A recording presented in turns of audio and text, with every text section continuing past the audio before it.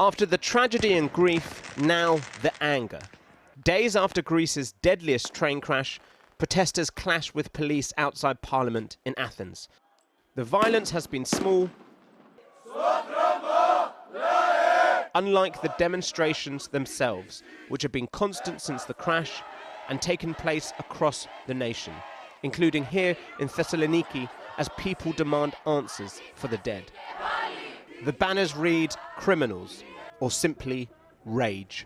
That's because these people, these daily protests are about the safety of the railways and the government that allowed it. And many demonstrating are students, because so many of those who died were students. Most of all, we feel rage that this could happen in 2023, how two trains can collide. To be dealing with such an event when there is so much technology that exists. We will be the voice of all those that were lost, so that no crime is covered up, and so that someone takes responsibility. It was on Tuesday before midnight that a passenger train crashed into a freight carrier in northern Greece. At least 57 people died, but rescuers continue to go through the debris even today. The force of the crash and the fire made identifying the dead incredibly difficult. Police said 54 bodies had been identified so far, all mainly from DNA tests of relatives, with some still awaiting news. At 10:50 he texted me, "Dad, I'm going to be late. I'll call you. Don't come early." And I'm still waiting for his call. The question is, how could this happen on Greece's busiest train route between its two biggest cities? The government blamed human error, and the transport minister has already resigned. But the anger continues. Audio released early this week revealed that a train station manager told the train driver to ignore a red light. That individual was arrested on manslaughter charges and is due in court. But for the people, this is beyond the individuals, but about the whole system. On Wednesday, protesters gathered outside the train operators' headquarters. People are angry at poor safety and the neglect of the railways by successive governments. There were train strikes on Thursday and this weekend. Workers argue that lighting and traffic controls don't work because of a complete inaction in implementing a new modern system. One government minister this week said the country's financial crisis had caused a lack of investment. The administration said an independent committee would investigate the crash. The investigation will take place in a way that will be transparent and absolutely thorough. That's the order of the Prime Minister. And so today, an ad hoc committee of experts will be set up to study the systemic causes that led to this tragedy we are living through, the abnormalities, the passivity that existed over time, if they existed. As answers are demanded and justice awaits, away from the anger and the protests, the mourning begins.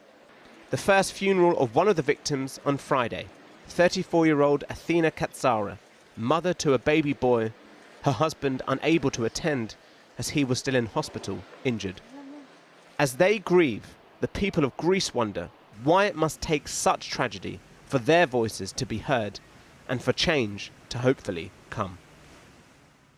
A little earlier, I spoke to journalist Alex Litsadakis of the Documento newspaper, who's in Thessaloniki. I began by asking him more about the collision.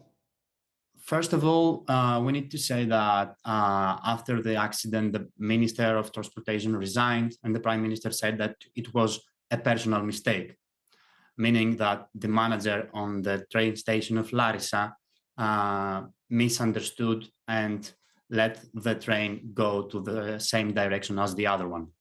However, serious safety issues and malpractices in the Greek railways made the European prosecutors to start a preliminary criminal investigation in November of 2022.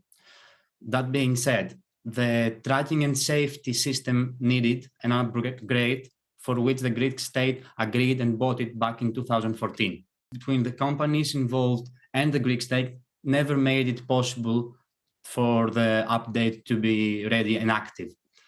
Basically, all the trains in Greece that are moving right now are going manually. There is no system tracking. There is not an electronic system that checks where every train is.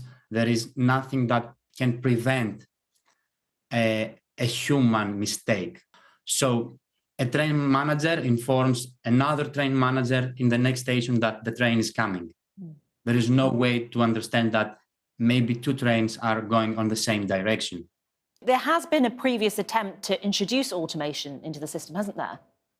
Yeah, there has. The system was bought back in 2000 for the Olympics, for the Olympic Games in Greece. And there was also problems back in the past. I mean, you can imagine that all this thing never happened before just by coincidence. Imagine that a similar accident was prevented on October.